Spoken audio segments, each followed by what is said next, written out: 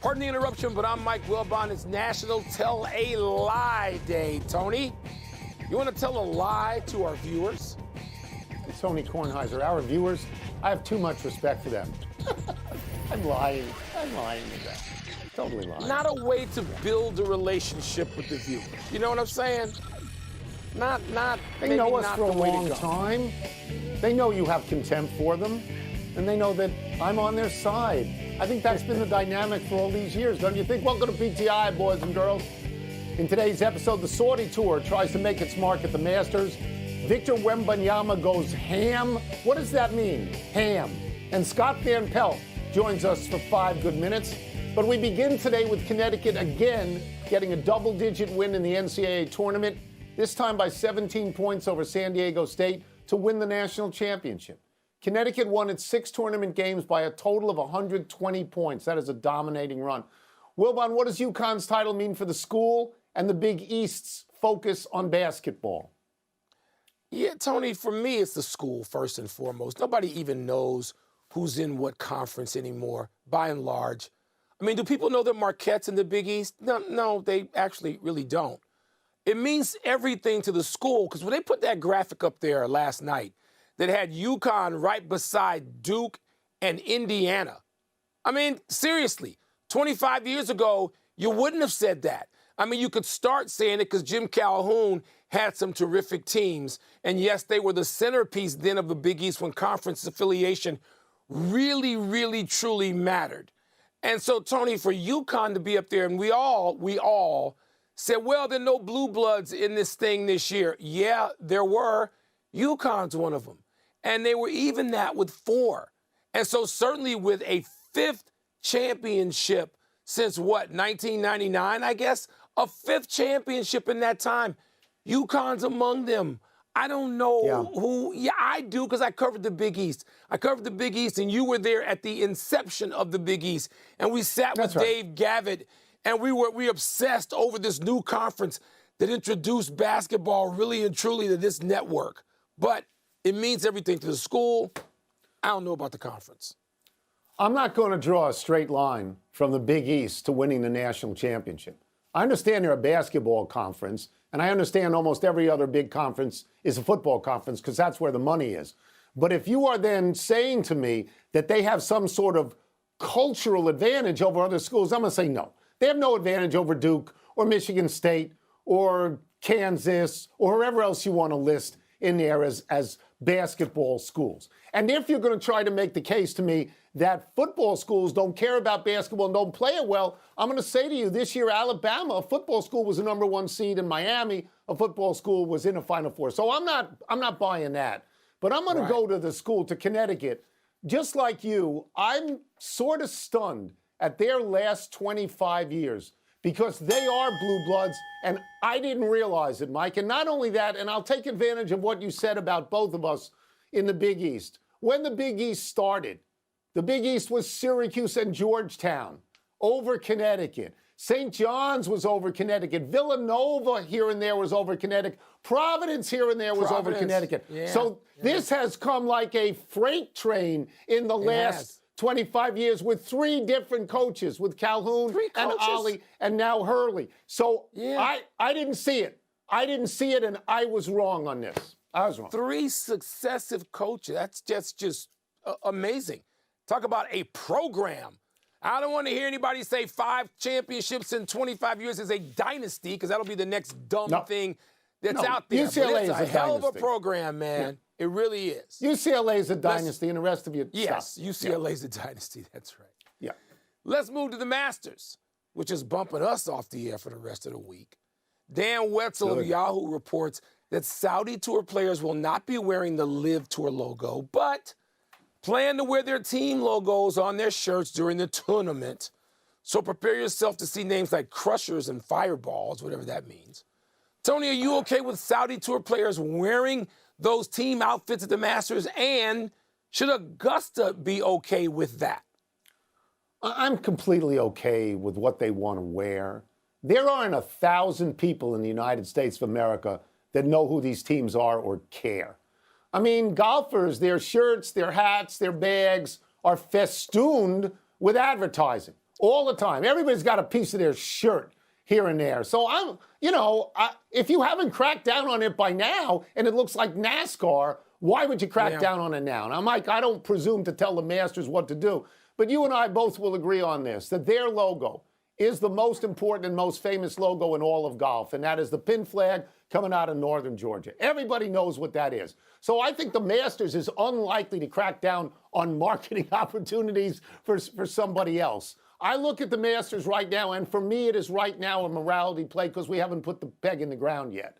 It is, can the Saudi Tour golfers do well enough in this so that they force something sort of like a merger, or will they be beaten to such a degree that people will say, you know what, if you go there, you're not a competitive golfer anymore because you're only going 54 and you got guaranteed money. That's, to me, that's how it starts out before we start playing. If Augusta National even pays attention to the Saudi Tour, this would be the classic definition of beefing down. I mean, they should look and go, Saudi Tour, what are you guys doing again? Where are you? Well, I'm sorry, we're not paying attention. They don't need to pay attention. It's Augusta National. It's the Masters. I mean, that is so much larger than anything the Saudi Tour can do. Maybe in 50 years, you and I can be, popped back out of the heavens, and we can say, oh, that Saudi Tour thing became much bigger than we thought. But in terms of rivaling the Masters and Augusta, no, they shouldn't be paying attention. So it doesn't make any difference to me. It shouldn't make any difference to them. Let's see some golf. That's all I care about this weekend. Let's see some golf. I would tell you this. I think I'd like to be a fly on the wall at the Champions Dinner to see if there's any tension. Just to see. I don't know that there would be. We move on. Perhaps you've seen the recent Victor Wembanyama highlight where he misses a long three, charges in for the rebound, slams it through the hoop one-handed. This highlight apparently so moved one Western Conference executive to say, and I'm quoting here, "We're going to all regret not tanking every game to get this dude." Unquote. Wilbon, is the highlight that convincing to you? No. If that's what you need to convince you, then you're a dope and you haven't been paying attention since last year, since last spring. You haven't been paying attention. It's his game. It's his talent. I mean, that's what it is. It's not some highlight, but we are now governed by highlights. I don't know how old this one Western Conference executive is, but it sounds like listening to the conversation in the backseat of my SUV when I'm driving 14 and 15-year-olds around because they don't even want to watch the games. All they do is watch the highlights. They watch the clips. Highlights. This guy should be bigger than that. He can get the actual games beamed into his office or onto his phone to watch more than the clips of Mr. Wembanyama. Yeah, so as you know, I'm not a TikTok guy and I'm not a YouTube guy. I saw this clip. It's really nice, but I've seen clips of cats playing the piano and singing, so I don't really know where to rate it. Here's the deal. The reasonable response to watching this clip is this. Well, let's see him do it when Antetokounmpo's on the court, and then we'll have something to talk about. And if you want to tank, tanking's stupid because the best chance you have to get that pick is 14%, which means it's an 86% chance against you. So I don't know that that works. And to your point about this Western Conference executive, whoever he is, what exactly is his authority? Is he a GM or is he a man who sells potions in a traveling show? I mean, I don't know who he is. I don't know who this guy is. Do we think Wembanyama can be great? Yeah, but you know what, Mike? In the old NBA, when you put a body on somebody, Wembanyama might not be that great starting out. Yeah, but you can't put a body on him. Because if I was going to pick a body, I would say either, Maurice Lucas or Rick Mahorn. I'd put that body or Charles Oakley on him. But you can't put a body on him, Tone. I will say this in favor of one thing the Western Conference executive said. I would have tanked for him. I would. Because he appears to be that kind of once every other generational player. I was hoping the Bulls would tank. Because to get in a play-in and lose to Toronto, where they'll still be in the lottery, I guess, at that point, I'd tank for him. But most teams are not. And I said this going back to October, Tony. Most teams are not tanking for him. They want to get in the play-in, and that's where most will be. Thank God we had a Chicago Bulls mention. People can drink now. Let's take a break. Coming up, we're going to ask Scott Van Pelt about the vibe between the players on the Saudi Tour and the PGA Tour down in Augusta at the Masters. We'll also ask him how Tiger Woods is looking and who he, Scott, not Tiger, favors to win. You know, Scotty used to be on the Golf Channel. He comes by this honestly. He knows it. The Masters tees off on Thursday morning. It's a perfect time to bring in our great friend from Augusta, Mr. Scott Van Pelt. Scott, so let's start with this. Wilbon and I are newspaper guys. So when we go to events, we are always looking for the column. It seems to me the column is if there's any tension between the Saudi Tour guys and the PGA Tour guys. You're down there. Do you get any sense of what that relationship is right now? I think, Tony, that largely that fire is fueled by the oxygen of column writers at this point. I don't sense that that's a real issue at all between these players. To that point, Rory McIlroy and Brooks Koepka out practice round on Tuesday afternoon. Now, I think much like any workplace dynamic, there are players that don't like one another, but I don't think that's necessarily new to which tours they're playing on. I understand it's an undeniable angle, and it's the first opportunity we've seen for these guys to compete on the major championship stage. But I believe the column this week is that McIlroy, Scheffler, and Rahm all arrive with real expectations to win, what would it represent to them? I think low man at Augusta is the storyline that's the column, not Live versus PGA Tour. Scott, I'm so glad to hear that answer because I'm watching the coverage, reading and listening to coverage from everywhere, and I was wondering, okay, is there a golf tournament actually being played there, or is this perceived feud bigger than the golf? If we skip to the golf, what's being talked about there on the ground? The Masters.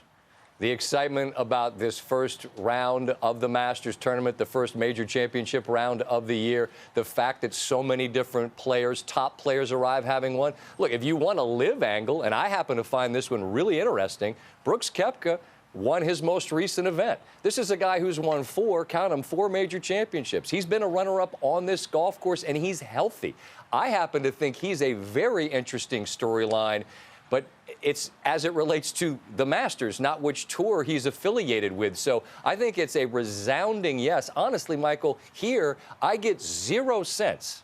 I mean, you walk around amongst the patrons, there are thousands of people. No one said a word to me, not a single word. Hey, Scott, how about Live? Nothing. They want to know who's going to win.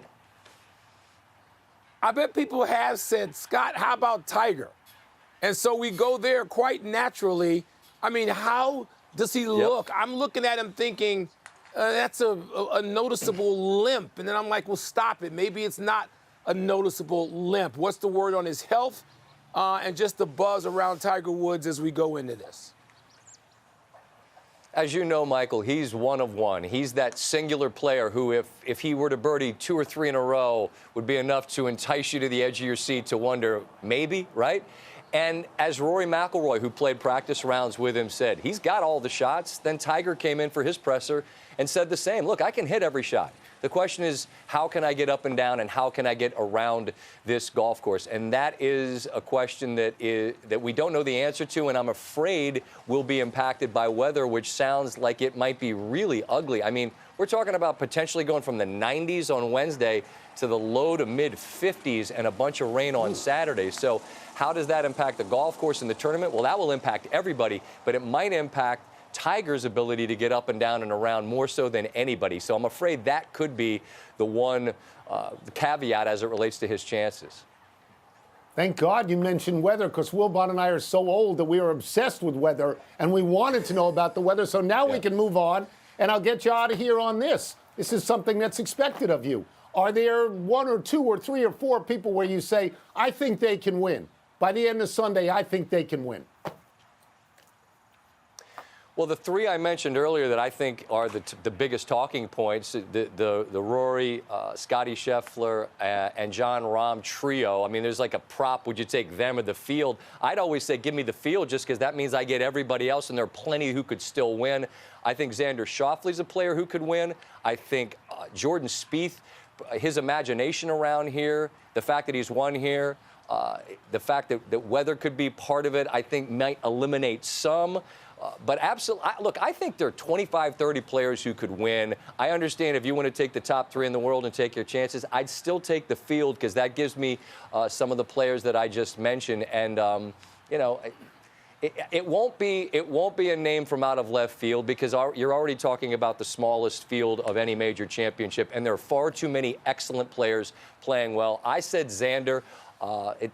If I can pick him out of a hat, and I ought to play the Powerball, but I mean, I'll take my shot with him. Thank you, Scott, and enjoy yourself down there. Thank appreciate you. it. Love you, miss you. Coverage of the Masters on ESPN begins tomorrow with the Par 3 tournament at noon Eastern on ESPN+. Let's take one last break. Still to come is Bill Belichick looking to trade Mac Jones. Steph Curry reveals, Tony, who he would vote for as the league MVP, and it is going to told you this annoy yesterday. you to no end. I told you this yesterday. He was the greatest player in the history of the New England Patriots until Tom Brady came along. Hannah was the 4th overall pick out of Alabama in 1973. A 10-time All-Pro at left guard, 7 times first-team All-Pro. Played 13 years with the Patriots and was inducted into the Hall of Fame in 1991. Hannah played in 1 Super Bowl. Unfortunately for him, it was against the Super Bowl Shuffle Bears in 1986. Hannah is now a cattle rancher in Alabama and was recently quoted saying, "I'd have given my left arm to play when the owner was Bob Kraft," unquote. Would have been All-Pro with 1 arm. Tony, January 20, 1986. That afternoon, I'm taking Richard Dent, I'm taking Steve McMichael, I'm taking Dan Hampton, and I'm taking the fridge over the great John Hannah. Because I know how that one turned out. He's as great as you said and as everybody said, but not that day. That's right. Happy anniversary, Lorenzo Charles. This is posthumous, but on this day 40 years ago, the NC State forward grabbed Derek Wittenberg's last-second shot and dunked it to win the national championship over Phi Slamma Jamma Houston, the prohibitive favorites. This led to probably the most famous coach celebration ever. Jim Valvano running around and around looking for somebody to hug. The NC State team was Charles, Cozell McQueen, and 3 D.C. area players. Wittenberg, Sidney Lowe, and Thurl Bailey. First off the bench was Terry Gannon, now a successful sportscaster on NBC and the Golf Channel. That game, Tony, was in a succession of games that were just insane, particularly the endings. Michael Jordan's jump shot the year before in '82 down in the Superdome. A couple of years later, of course, Villanova against Georgetown. Just a string of games in the Final Four, and the championship game itself where you go, my goodness, how great is this event? I think those games, including that one, made March Madness what it is. Happy trails, Anthony Rendon. The Angels' third baseman sat last night, the first game of his 4-game suspension for reaching into the stands on opening day in Oakland to grab a fan who allegedly heckled him. Rendon took a swipe at him. You can't do that. And Rendon later admitted, quote, "My emotions got the best of me. We spoke on the phone. We both apologized for what had happened. I can't be mad, right? I'm a fan of other sports. I like heckling too," unquote. Rendon has been injury-plagued since signing a 7-year, $245 million free agent deal with the Angels, playing only 105 games out of a possible 324. Meanwhile, the Angels are now 3-1, and Shohei Ohtani hit a 431-foot bomb last night. Well, didn't he and Trout just go back-to-back on successive pitches, I think, as well? Look, they've gotten off to a fairly decent start, Tony, but let's face it, you're sitting there going, all right, when do the Angels fall apart? Is it coming? How soon? I hope it doesn't. I mean, I want to see him and Trout get to something. I'd like to see that. Let's go to the big finish. The Ravens have reportedly offered a deal to Odell Beckham Jr. What does that tell you? Nothing. I mean, we can stop talking about the quarterback for a day, maybe? Nah, we won't. Pro Football Talk reports Bill Belichick has shopped his quarterback, Mac Jones, to other teams. Does that surprise you? Very much so. I mean, if Mac Jones took a step back last year, it's maybe because a defensive guy was calling all the offensive plays. I'm surprised by that. Steph Curry told Bleacher Report he would vote for Joel Embiid for MVP. Your thoughts? Tony, I voted for him last year. I don't think I'm going to vote for him this year. I think I'm going Giannis. But I'm not going to argue against Embiid or Joker or Giannis. There's no point of that. They're all great players. Will the Phillies, defending National League champs, fall to 0-5 tonight? Hope so. I hope they go 0-162. That's just me. Last one, will the Lakers win their fourth in a row tonight? Yeah, they're at Utah. The Lakers are on something of a roll, and they look to be a threat. Anthony Davis, wow. He has been great now for a sustained period. They win. Lakers win. We're out of time. We'll try and do better the next time. Happy Passover and happy Easter, everybody. I'm Mike Wilbon. We're off until Monday for Masters coverage. So enjoy your week, knuckleheads. You can get the PTI podcast on the ESPN app or Apple Podcasts. And now, here's Sports Center. Let's go.